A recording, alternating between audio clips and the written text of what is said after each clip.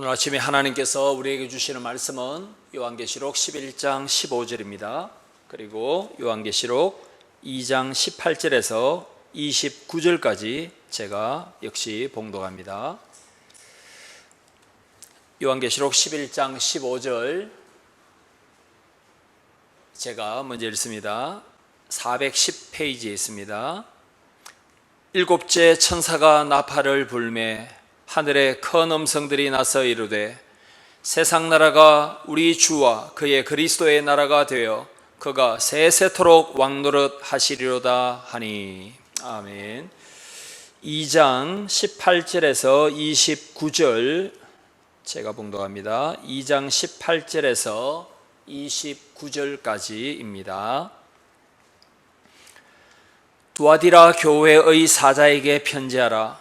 그 눈이 불꽃 같고 그 발이 빛난 주석과 같은 하나님의 아들이 이르시되 내가 내 사업과 사랑과 믿음과 섬김과 인내를 아노니 내 나중 행위가 처음 것보다 많도다. 그러나 내게 책망할 일이 있노라. 자칭 선지자라 하는 여자 이세벨을 내가 용납함이니 그가 내 종들을 가르쳐 꾀어 행음하게 하고 우상의 제물을 먹게 하는도다. 또 내가 그에게 회개할 기회를 주었을 때 자기의 음행을 회개하고자 하지 아니하는도다. 볼지어다 내가 그를 침상에 던질 터이요 또 그와 더불어 간음하는 자들도 만일 그의 행위를 회개하지 아니하면 큰 환난 가운데에 던지고 또 내가 사망으로 그의 자녀를 죽이리니 모든 교회가 나는 사람의 뜻과 마음을 살피는 자인 줄 알지라. 내가 너희 각 사람의 행위대로 갚아주리라. 두아디라에 남아있어 이 교훈을 받지 아니하고 소위 사탄의 깊은 것을 알지 못하는 너희에게 말하노니 다른 짐으로 너희에게 지울 것은 없노라. 다만 너희에게 있는 것을 내가 올 때까지 굳게 잡으라. 이기는 자와 끝까지 내 일을 지키는 그에게 만국을 다스리는 권세를 주리니 그가 철장을 가지고 그들을 다스려 질그릇 깨뜨리는 것과 같이 하리라. 나도 내 아버지께 받은 것이 그러하니라. 내가 또 그에게 새벽 별을 주리라. 귀 있는 자는 성령이 교회들에게 하시는 말씀을 들을지니라. 아멘. 예수 그리스도의 사랑을 받는 우리 형제 자매 여러분, 계속해서 요한계시록 2장과 3장에 터키에 있던 7교회에게 주신 하나님의 말씀을 살펴봅니다. 오늘은 네 번째 두아디라 교회를 살펴봅니다. 이 두아디라 교회와 시내가에 심은 교회가 어떤 면에 있어서 유사하며 어떤 면에 있어서 차이가 나는지 2000년 전의 두아디라 교회와 우리 교회를 잘 비교해 보아야 할 것입니다. 바로 그때 하나님께서 우리에게 주시는 구체적인 적용과 교훈을 우리가 찾아낼 수 있기 때문입니다. 두아디라 현대 지명은 아키사르입니다. 아키사르. 두아디라는 버가모라는 도시에서 남동쪽 80km 떨어진 곳입니다. 그러니까 오른쪽 약간 밑에 있는 도시가 바로 두아디라입니다. 에베소, 스무나, 버가모, 두아디라, 사데 빌라델비아, 라오디게아, 에스버두 사빌라 7교회 가운데 가장 작은 도시에 있던 교회가 두아디라입니다. 가장 작은 도시입니다. 그런데 좀 역설적이게도 7교회에게 쓴 편지 가운데 가장 많은 분량을 할애하는 편지가 바로 두아디라 교회에게 보낸 편지입니다. 18절에서 29절까지 12절에 걸쳐서 예수님께서 말씀을 주셨습니다. 에베소, 스무나, 버가모, 그 다음에 두아디라죠. 그 다음에 사데 빌라델비아, 라오디게아. 그러니까 두아디라 교회를 중심으로 앞에 세 교회, 뒤에 세 교회가 배치되어 있습니다. 그래서 2장 3장에서 한 중앙에 뭔가 좀 중요하고 길게 예수님께서 이 교회에게 하시고자 하시는 말씀이 많았던 것 같습니다. 사도행전 16장 14절에 보시면 바울이 그리스 빌립보에서 전도할 때에 자주색 옷감을 팔았던 여자 비즈니스맨이 있었죠. 비즈니스 우먼이 있었죠. 바로 루디아입니다. 자주색 옷감, 고급 옷감을 팔았던 루디아가 바로 이 두아디라 출신입니다. 터키 출신입니다. 그만큼 두아디라는 상인조합, 길드라고 불리는 상인조합이 많이 있었습니다. 업종에 따라, 사업 업종에 따라서 여러 노동조합, 상인조합이 많이 있었던 도시가 두아디라입니다. 이 두아디라 교회를 통해서 주님께서 주시는 말씀이 무엇인가? 오늘 설교의 요지는 이것입니다. 우리를 보고 계시는 예수님 앞에서 믿음과 정결로 살자, 이것입니다. 우리를 항상 불꽃 같은 눈으로 보고 계시는 예수 그리스도 앞에서, 하나님 앞에서 코람되어 믿음과 정결로 살기를 힘쓰는 한 주가 되자, 이것이 오늘 설교의 요지입니다. 이 말씀대로 이번 한 주 우리 하반기 6개월 첫 번째 주를 우리가 살아낸다면 이번 하반기 6개월 또 하나님의 놀라운 능력과 이기게 하시는 은혜가 우리에게 있을 줄 믿습니다. 오늘 이것을 세 가지로 나눠서 말씀을 전가합니다. 오늘 설교를 들으실 때 여러분이 세 단어를 집중하시면 되겠죠? 하나님 앞에서, 믿음, 정결. 하나님 앞에서, 예수 그리스도 앞에서. 왜냐하면 그분은 우리를 계속해서 보고 계시기 때문입니다. 그리고 믿음으로 어떻게 살 것인가? 세속에 물들지 않고 정결하게 우리가 어떻게 살 것인가? 이 세 가지를 우리가 삶 속에 실천한다면 반드시 이번 한 주 하나님께서 우리에게 승리를 주실 것입니다. 첫 번째, 하나님의 자녀는 코람데오의 삶을 통해서 승리합니다. 하나님 앞에서, 코람데오, 라틴어입니다. 루터와 칼빈이 즐겨 사용했던 표현입니다. 큰 도시에 불꽃 축제가 종종 열립니다. 광안대교에도 불꽃 축제가 열립니다. 제가 살고 있는 영도에서 산 위로 불꽃이 올라오는 것을 봅니다. 포항에도 포항 불꽃 축제가 있습니다. 밤 하늘에 펑펑 터지면서 수놓는 불꽃들, 아름답기도 하지만 저 돈 가지고 딴 데 좀 썼으면 좋겠다, 이런 생각이 들기도 합니다. 하나님의 불꽃놀이는 바로 번개와 천둥입니다. 번개 천둥 칠 때마다 하나님께서 불꽃놀이 하시구나, 이렇게 생각하시면 두려움이 좀 많이 사라지기도 합니다. 모든 불꽃놀이의 결정판이 있습니다. 그것이 뭐냐면 예수 그리스도의 두 눈이 불꽃 같다. 예수 그리스도의 두 눈이 불꽃 같다. 이것만큼 강렬한 불꽃놀이는 세상에 없습니다. 어디에 그 말씀이 있습니까? 18절입니다. 두아디라 교회의 사역자에게 편지하라. 예수님은 두 눈이 불꽃 같다. 예수님의 두 발은 빛난 주석 구리와 같다라고 말씀하고 있습니다. 사랑하는 성도 여러분, 예수님의 눈이 이글이글거리는 두 눈이 불꽃 같다, 이 말씀은 예수님의 눈을 피할 사람이 없다는 것입니다. 시편 139편 2절에 내가 어디로 가서 주님의 눈을 피하겠습니까? 땅 끝에 가든지 지하에 가든지 바다 끝에 가더라도 주님은 거기에 계십니다. 주님은 나의 앉고 일어섬을 아시며 멀리서도 내가 지금 무슨 생각을 하는지 다 알고 계시고 보고 계십니다 라고 고백하고 있습니다. 시편 139편 2절과 오늘 본문 18절을 우리가 같이 이해한다면 우리는 어디서 무엇을 하든지 주님의 눈을 벗어날 수가 없고 주님은 우리를 굽어 보고 계시다. 하나님 앞에서 사는 생활을 즐겁게 여겨야 된다. 이걸 부담이 아니라 오히려 주님께서 불꽃 같은 눈으로 나를 지켜주고 계신다.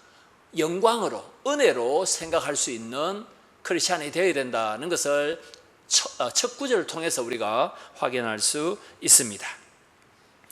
사랑하는 성도 여러분, 예수님을 18절 끝에 뭐라고 소개합니까? 하나님의 아들이다 라고 말씀합니다. 마가복음 1장 1절에도 하나님의 아들의 복음이다 라고 말한 바가 있습니다. 여러분, 신약 성경에 하나님의 아들이라는 말이 46회 등장합니다. 그런데 요한계시록에는 18절에 한 번만 등장합니다. 하나님의 아들. 우리가 지금 살펴보고 있는 교회가 지금 에베소 교회입니까? 스무나 교회입니까? 버가모 교회입니까? 두아디라 교회입니까? 두아디라 교회입니다. 두아디라 시민들은 수호신을 섬겼습니다. 그 수호신이 누구냐면은 아폴로입니다. 여러분, 아폴로 11호 기억하십니까? 달에 착륙했던 아폴로 11호. 아폴로가 두아디라 시민들의 수호신이었습니다. 그런데 아폴로는 제우스 신의 아들이다라고 숭배받았습니다. 왜냐하면 제우스 신이 가장 높은 신이고 그 밑에 아폴로가 있었습니다. 아폴로는 제우스 신의 아들이다. 그런데 두아디라 교회 성도들은 그걸 거부합니다. 제우스, 아폴로 이런 죽은 우상들이 중요한 것이 아니라 하나님 아버지의 아들이신 예수 그리스도는 불꽃 같은 눈으로 우리를 감찰하고 계시다. 그게 중요한 것이지, 하나님의 아들이 중요한 것이지, 제우스의 아들은 다 미신이요 헛된 것이다. 말하지도 못하고 걸어다니지도 못하는 우상이 뭐 그렇게 중요하냐. 우상은 아무것도 아니다. 하나님의 아들, 우리의 구주는, 예수님은 하나님의 아들이시다.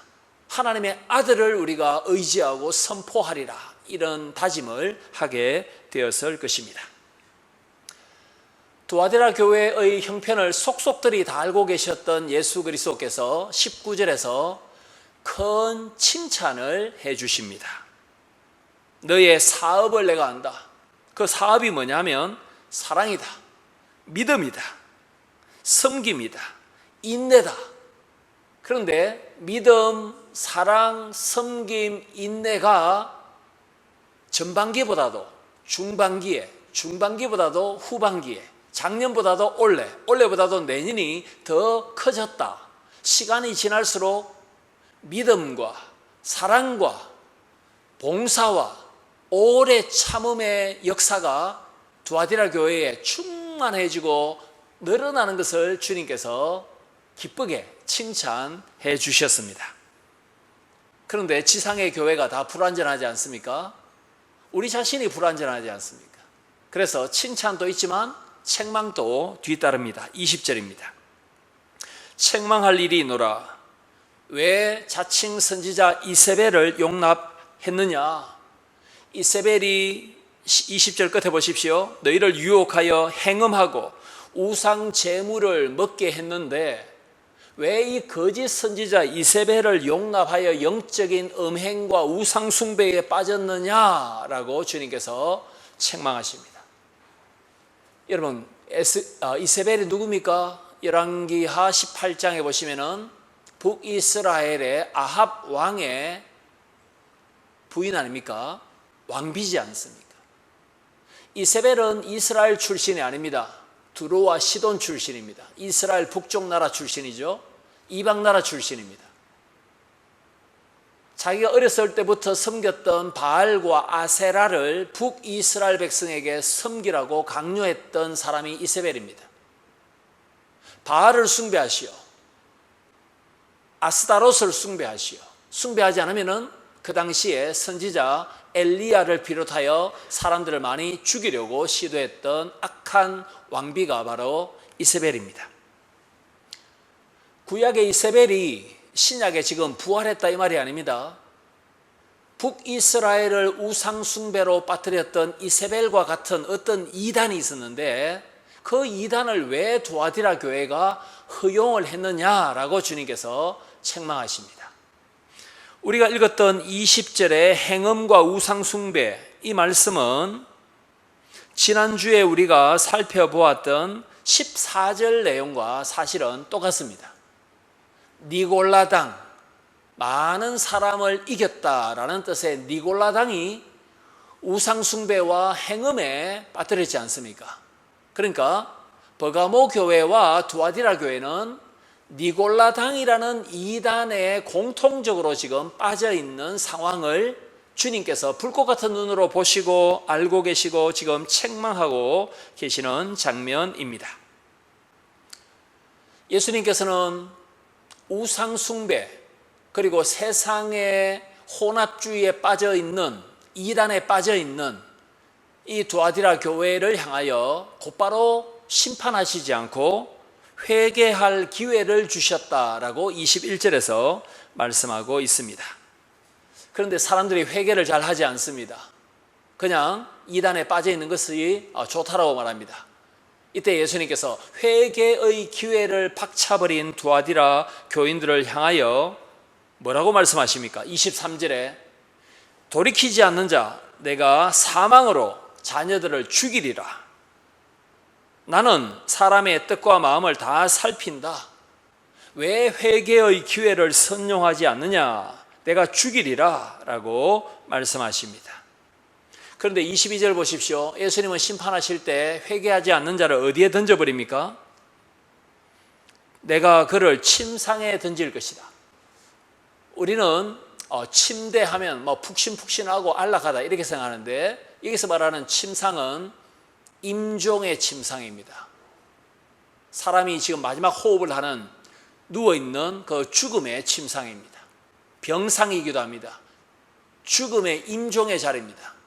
끝까지 회개하지 않는다면, 영적인 음행에 빠져있다면, 제사 지내고 제사 음식을 먹는다면, 우상 숭배한다면, 나에게로 돌아오지 않는다면 내가 죽이리라. 영적으로 너희는 죽는다. 회개하지 않으면 육적으로도 죽을 수밖에 없다라고 주님께서 준엄한 경고로의 말씀을 하고 계십니다.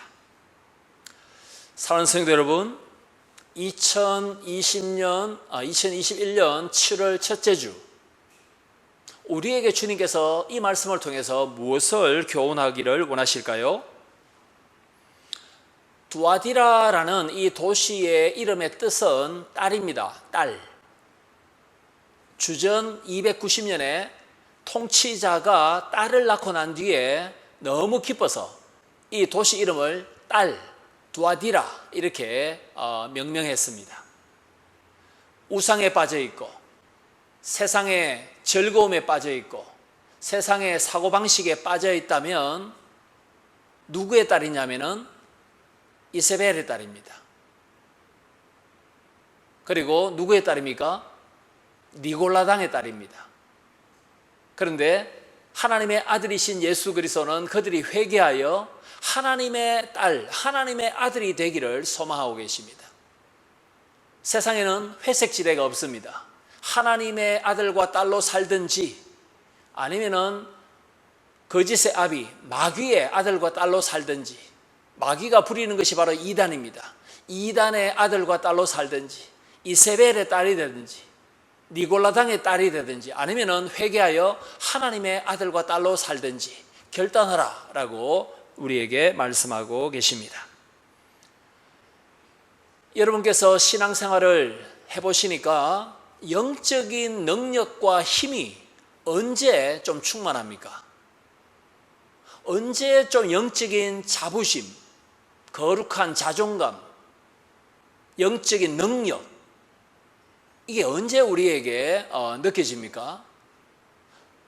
하나님 앞에서 살려고 힘쓸 때, 거룩하게 살려고 힘쓸 때, 하나님과 동행하고자 애쓸 때, 그때 우리에게 기도와 찬송의 힘이 있고 예배의 힘이 있지, 엉뚱한 교리에 빠져있고 이단에 빠져있고 혼합주의에 빠져있을 때는 우리에게 영적인 힘이 전혀 느껴지지 않습니다.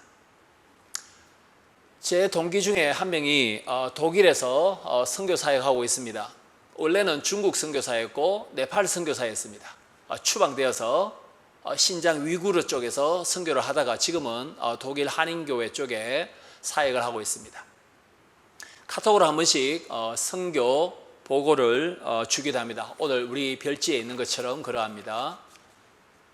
제일 처음에 신장 위구르에서 독일로 가고 난 뒤에 첫 번째 선교 편지를 제가 받은 적이 있습니다. 독일말 배우는 것도 힘들 것이고 아무리 독일이 선진국이지만 외국에 정착하는 것이 많이 힘들지 않습니까? 저보다 나이가 몇 살 많은 동기입니다. 이때 간단한 답이 왔습니다. 매일매일 하나님 앞에서 살려고 노력하다 보니까 편하고 은혜가 넘칩니다. 이게 답이었습니다. 매일매일 이글이글거리는 두 눈으로 우리를 보고 계시는 예수 그리스도 앞에서 코람데오로 살려고 하니까 오히려 이것이 나에게는 편안한 삶이 되고 하나님의 은혜와 능력을 맛보는 삶이 됩니다. 많은 청년들이 이렇게 묻습니다. 남녀가 연애할 때 스킨십을 어디까지 할 수 있습니까? 답은 간단합니다. 하나님께서 1m 앞에서 이글이글거리는 두 눈으로 보고 계시다 이 생각을 하면 답이 다 나오지 않느냐. 하나님 앞에서 살려고 한다면 청춘 남녀들의 삶도 하나님께서 기뻐하시는 모습으로 바뀔 것이고 우리 모두의 삶도 그렇게 바뀔 것입니다. 사람의 눈은 우리가 얼마든지 피할 수 있습니다. 속일 수도 있습니다. 그러나 하늘에서 우리를 굽이 보고 계시는, 살피고 계시는 예수 그리스도의 눈은 우리가 피할 수가 없습니다. 코람데오, 주님과 동행하는 삶, 이단에 빠지지 않는 삶, 영적인 음행을 미워하는 삶, 우상을 숭배하고 우상 제물을 먹지 않는 삶, 이 모든 삶은 우리를 더욱더 영적으로 힘이 있게 하게 만들고 또 승리하게 만들 줄 믿습니다. 두 번째입니다. 직장과 사회생활에서도 우리는 하나님과 교제하며 믿음과 선행을 행할 때 승리합니다. 여러분 오늘 세 가지 주요 단어를 기억하라 하셨습니다. 코람데오, 믿음, 거룩입니다. 맞죠? 이제 믿음, 거룩 쪽으로 이제 넘어갑니다. 24절 한번 보겠습니다. 두아디라에 남아있어. 여러분 이 남아있다 이게 굉장히 긍정적인 표현이죠. 남은 자, 우상 숭배하지 않는 자, 코람데오의 삶을 살기를 힘쓰는 자, 믿음 지키는 자, 이단에 빠지지 않는 자, 남은 자, 신앙의 거루트기, 바알에게 무릎을 꿇지 않은 7,000명의 남은 자, 바로 이 남은 자를 지금 24절에서 설명하고 있습니다. 남은 자는 이세벨, 니골라당의 교훈을 거부합니다. 그리고 사탄의 깊은 것을 알지 않아야 합니다. 여러분 여기서 우리가 어렵게 느껴지는 단어가 소위 사탄의 깊은 것입니다. 어떻게 보면 세상은 하나님과 세상의 대결장입니다. 고린도전서 2장 10절에 보시면 하나님의 깊은 것을 성령이 아신다는 말씀이 있습니다. 하나님 아버지의 소원, 하나님 아버지의 계획, 하나님 아버지께서 우리 교회와 개인과 이 국가와 세계를 향하여 가지고 계시는 의도, 하나님 아버지의 뜻과 계획과 목적, 하나님의 깊은 것, 성부의 깊은 것, 이걸 누가 다 통달하고 계시냐면 성령께서 알고 계시다는 말씀이 있습니다. 그 하나님의 깊은 것과 정반대의 표현이 24절에 사탄의 깊은 것입니다. 남은 자는 신앙을 지키는 사람은 사탄의 깊은 것을 알아서도 안 되고 사탄의 깊은 것을 맛보아서도 안 되고 사탄의 깊은 것에 빠져들어서도 안 된다라고 예수님께서 말씀하십니다. 그럼 사탄의 깊은 것이 뭐겠습니까? 사도 요한 당시에 2000년 전에 터키의 사람들은 이렇게 생각할 수 있습니다. 몸과 영혼으로 사람이 구성되어 있다. 그런데 몸과 영혼은 별개이다. 영이 추구하는 일이 있고 육이 추구하는 일이 있다. 이것은 잘못된 사고방식이죠. 사람은 영과 육으로 구성되어 있는데 영과 육이 굉장히 긴밀하게 연결됩니다. 우리의 몸이 피곤할 때 정신과 영혼도 피곤을 느낍니다. 우리의 영이 막 기쁘면 우리의 육체도 회복되는 것을 느낍니다. 영과 육은 굉장히 긴밀하게 되어 있죠. 그런데 그렇게 생각하지 않는 사람들은 이렇게 생각했습니다. 로마 황제와 로마 신전에 가서, 아폴로 신전에 가서, 제우스 신전에 가서 제사 지내도 괜찮다. 왜냐하면 몸은 제우스 신전에 가서 절하고 신전에 식당에서 음식을 먹고 제사 음식을 몸은 먹지만은 영혼이 그것을 거부하고 거리를 둔다면 그것은 우상 숭배가 아니다. 이렇게 생각하는 사람들도 있었습니다. 내 몸으로 사탄을 숭배하고 신전에 가서 절하고 내 몸으로 황제에게 절하는 것은 괜찮다. 왜냐하면 내 영혼은 그것을 거부하기 때문이다. 이렇게 엉뚱하게 생각하는 사람들이 많이 있었습니다. 그것이 잘못된 것이다. 영육은 연합되어 있다. 긴밀히 하나가 되어 있다라는 것을 지금 책망하는 말씀이 그러합니다.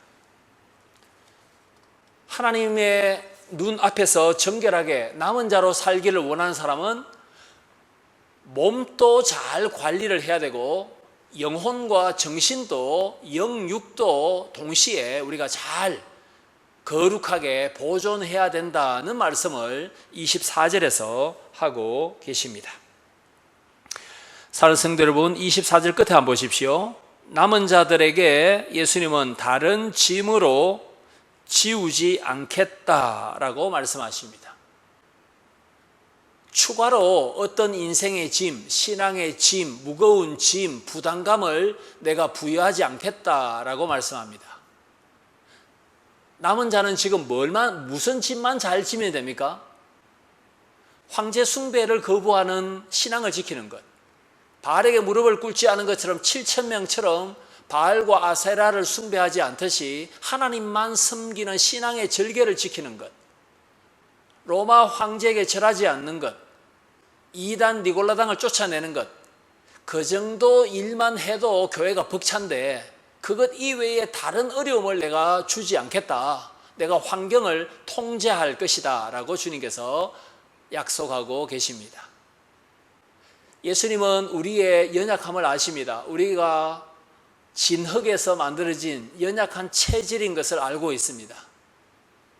거듭났지만은 우리의 영과 육이 연약한 것을 주님 아십니다. 그래서 우리 교회의 형편, 우리 가정의 형편, 계속해서 어려움만 주님께서 허용하신다면 우리는 다 기진맥진하여 좌절할 것입니다. 그래서 주님께서는 적절하게 감당할 시험만큼 우리에게 주시고 피할 길도 주시고 합력하여 선을 이루어 주시겠다. 우리의 형편을 잘 아시는 주님께서 컨트롤 하셔서 적절하게 우리의 모든 환경을 인도해 주시겠다. 이것이 우리에게는 얼마나 큰 위로의 말씀이 되겠습니까? 이것을 우리에게 한번 적용해 보도록 하겠습니다. 두아디라에는 그 노동조합, 상인조합이 많이 있다고 했습니다. 상인조합에 딱 들어가기 위해서 조건이 뭐냐면 황제를 신으로 숭배하겠다. 이걸 서약하는 것입니다. 황제를 자기의 신으로 모시지 않으면 경제활동이 불가능한 시대가 바로 사도 요한 당시의 시대였습니다. 지금은 어떻습니까? 지금은 만몬이 신이 되어 있는 시대입니다. 자본주의, 자본, 탐욕이 신입니다. 자본주의는 공산주의와 똑같이 무신론입니다. 자본주의의 신은 자본, 돈입니다. 하나님이 아닙니다. 자본주의나 공산주의나 둘 다 사실은 무신론자들이죠.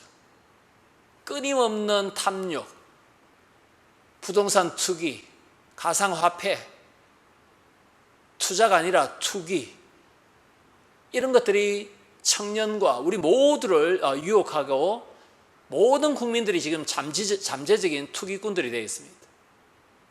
아파트는 거주지가 아니라 부를 확장하기 위한 투기성 좋은 자본이 매개체가 되는 것이죠. 그렇게 해서 돈 번 사람들을 또 시기 질투합니다. 나는 왜 안 될까? 이게 지금 우리에게 하나님께서 오늘 본문을 통해서 주시는 중요한 교훈이 아니고 무엇이겠습니까?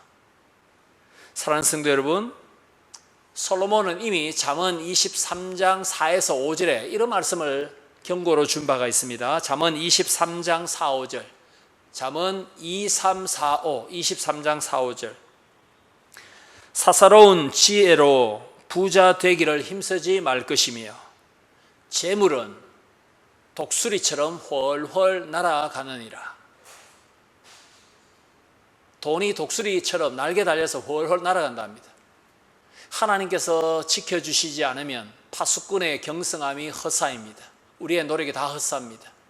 잠자지 않고 열심히 일해 모은 돈들 하나님께서 한번 후 불어버리시면 1초 만에 다 날아가 버릴 수 있다.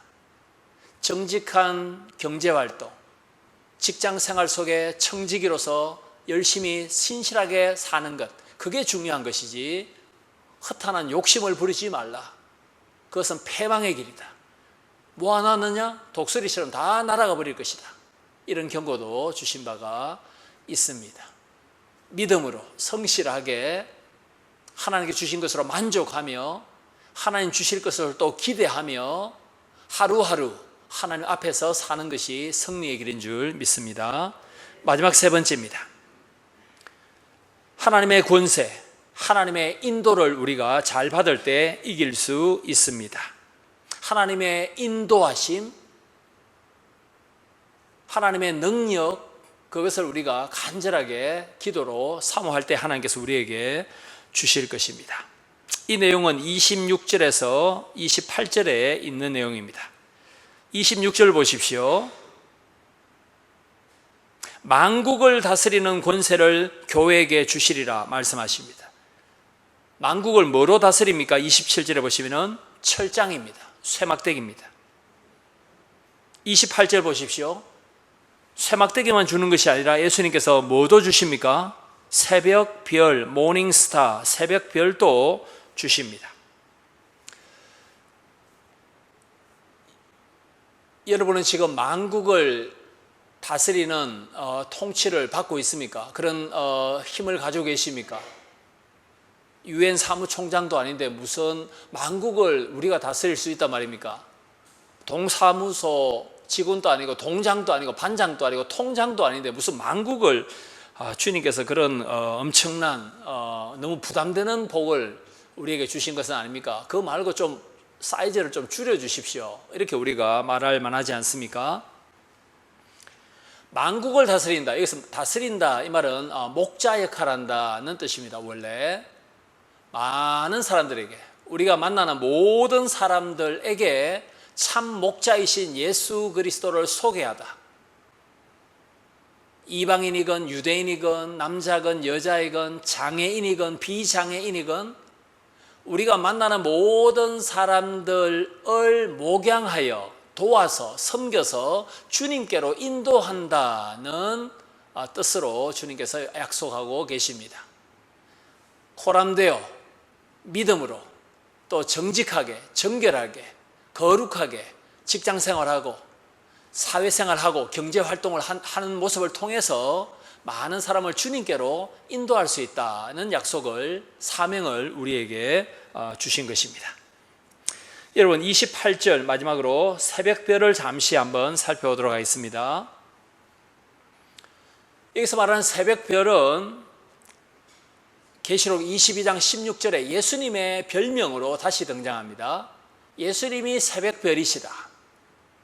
여러분 여기서 새벽별이라는 것은 초저녁에 떠서 가장 늦게까지 남아있어서 항해자들에게 또는 방향을 찾는 사람에게 방향을 제시하는 별을 새벽별이라고 부릅니다. 초저녁부터 늦은 아침까지 떠있는 새벽별, 안내자가 되고 보호가 되고 안전을 보장해 주는 분이 누구시냐면은 새벽별이신 예수 그리스도이십니다. 이번 한 주도 우리가 복음의 빛, 예수 그리스도의 빛을 따라서 안내를 받아서 만인을 주님께로 인도하는 삶을 산다면 이기는 자, 승리하는 교회가 될 수 있다라고 주님께서 두아디라 교회에게도 말씀하셨고 우리에게도 말씀하고 계십니다. 궁창의 힘있는 빛을 발산하는 새벽별처럼, 궁창을 환하게 비추어주는 새벽별처럼 이기는 그리스도인은 세상의 복음의 빛을 비출 것입니다. 이단과 싸워서도 이길 것입니다. 그 빛을 불꽃 같은 눈으로 우리를 감찰하시는 예수 그리스도께서 이번 한 주 우리에게 계속해서 비추어 주실 것입니다. 말씀 맺도록 하겠습니다. 버가모 교회와 두아디라 교회 두 교회 모두 다 발람, 이세벨, 니골라당, 이단에 넘어간 교회입니다. 장점들이 이단에 빠진 것 때문에 잘 보이지 않는 그런 교회가 되고 말았습니다. 우리 시냇가에 심은 교회가 신천지, 하나님의 교회, 전능신교, 구원파 이러한 이단들이 발붙이지 못하도록 그들과 싸워서 이길 수 있는 그런 복음의 지식과 능력도 우리가 가지고 있어야 할 것입니다. 이번 한 주 여러분이 감당해야 될 계획 많이 있을 것입니다. 월요일, 내일 또 해야 될 일이 있을 것이고 목요일에도 일정이 몇 개 잡혀 있을 수도 있습니다. 그 모든 일을 감당할 때 오늘 우리에게 주님께서 어떻게 감당하라고 하십니까? 하나님 앞에서 감당하라. 주님의 인도를 받으면서 감당하라. 주님을 제쳐두고 우리가 먼저 앞서지 말라. 주님이 가는 길을 우리가 따라가라. 그것이 안전하다. 거기에 생명이 있다. 능력이 있다. 주님의 되게 하시는 은혜가 있다. 합력하여 선을 이루신 은혜가 있다 라고 말씀하고 계십니다. 하나님 앞에서 사는 것이 부담스러운 것이 아니라 우리의 즐거움과 기쁨이 되기를 원합니다. 바로 그때 주님께서 우리를 더 확실하게 인도하시고 능력으로 보호하시고 우리의 삶을 합력하여 선으로 가꾸어 주실 줄 믿습니다. 기도하겠습니다.